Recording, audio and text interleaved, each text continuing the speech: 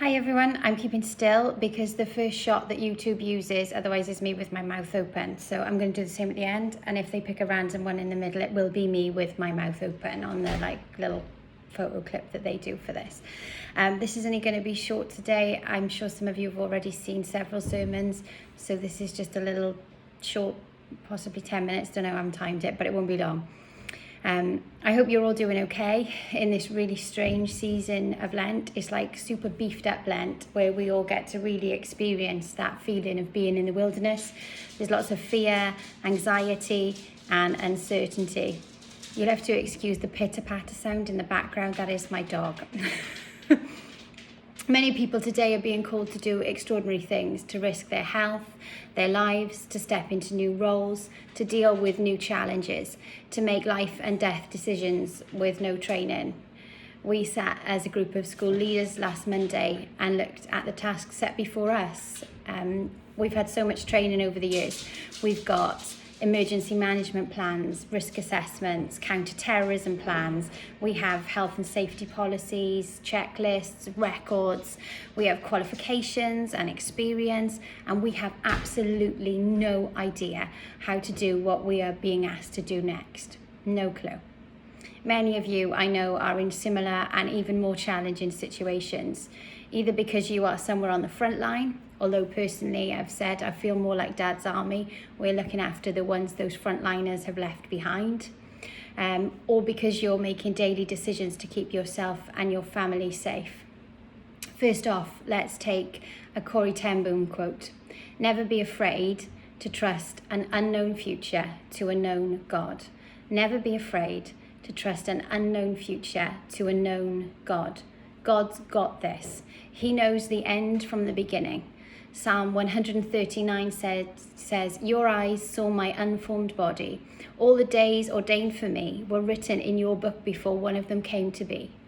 None of us are ever promised tomorrow, but God has not lost control. He still has us, and he will one day take us home. But forgetting tomorrow for a moment, today certainly has enough troubles of its own.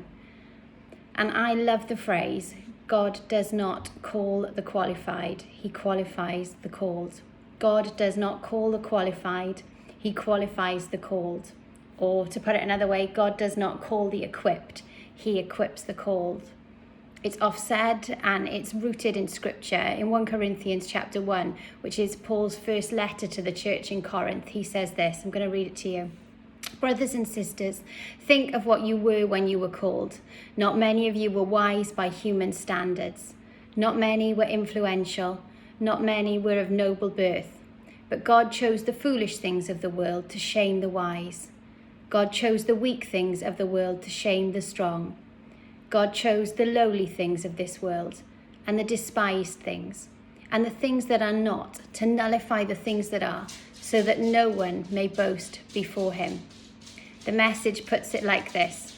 Take a good look, friends, at who you were when you got called into this life. I don't see many of the brightest and the best among you, not many influential, not many from high society families. Isn't it obvious that God deliberately chose men and women that the culture overlooks and exploits and abuses, chose these nobodies to expose the hollow pretensions of the somebodies? That makes it quite clear that none of you can get by with blowing your own horn before God. Everything that we have, right thinking and right living, a clean slate and a fresh start, comes from God by way of Jesus Christ. That's why we have the saying, if you're going to blow a horn, blow a trumpet for God. And I love that when I look at scripture, I see bumbling, ill-equipped, unqualified idiots over and over again. People who look over their shoulder when God calls them to see if God is actually talking to someone behind them. Moses is one of my favorites. When God speaks to him from a burning bush and asks him to rescue the Israelites from Egypt, Moses replies with, who, me? Exodus chapter 3. But Moses said to God, who am I that I should go to Pharaoh and bring the Israelites out of Egypt? God's answer to Moses is simple. I will be with you. Moses is human though, and he still proper flaps. He's worried that he won't be believed. He's worried that he will struggle to get the words out. He begs God to send someone else, and God is gracious and says, well, take your brother with you then. Esther's another one. When her moment comes, her uncle asks her to go before the king and beg for mercy for her people. And she says, "Whoa, anyone who approaches the king without an invitation will be put to death. I can't do that." Esther chapter 4. Her uncle doesn't mince his words. "Do not think that because you are in the king's house, you alone of all the Jews will escape. For if you remain silent at this time, relief and deliverance for the Jews will arise from another place, but you and your father's family will perish. And who knows but that you have come to your royal position for such a time as this." That verse, for such a time as this. So many people today are in positions where they can help, save lives. Who knows? Perhaps you are where you are for such a time as this. Jonah's another biblical hero. He actually says no when God calls him. There's no arguing or pleading. He just says no and runs away to hide. Jonah chapter 1. The word of the Lord came to Jonah, son of Amittai. "Go to the great city of Nineveh and preach against it, because its wickedness has come up before me." But Jonah ran away from the Lord and headed for Tarshish. He went down to Joppa, where he found a ship bound for that port. After paying the fare, he went aboard and sailed for Tarshish to flee from the Lord in the opposite direction. He ends up getting swallowed and then spat out by a fish. That gives Jonah time and cause to rethink his decision. And in chapter 3, God asks him again. This time, Jonah obeys. How did they manage it? These cowards and others? By faith.